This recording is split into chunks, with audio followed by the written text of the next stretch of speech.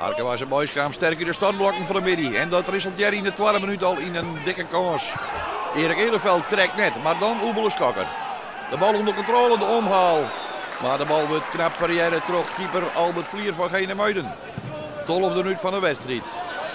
Neer te de Hansonje Cezar. Maar dan let keeper Jacob de Vries de bal los. En dan kan de onvierder van Genemuiden, Martijn Jansen, de 0-1 ondertekenen. Wat een flater van keeper Jacob de Vries.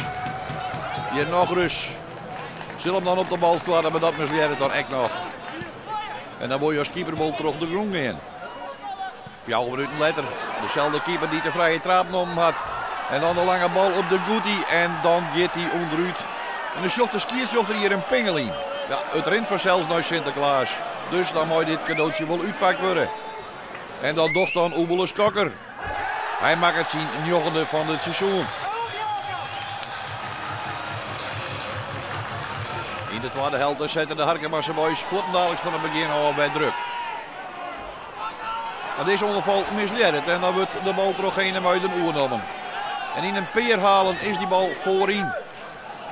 En die komt dan bij de topscorer Willem Lanjo. En die zocht dat Ewald Koster uitliet. En dan is het een koud keusje om de 1-2 onder te tekenen. De boys voetballen goed, maar steen Wemmel legen hand. Dus minimaal een punt verdienen weer.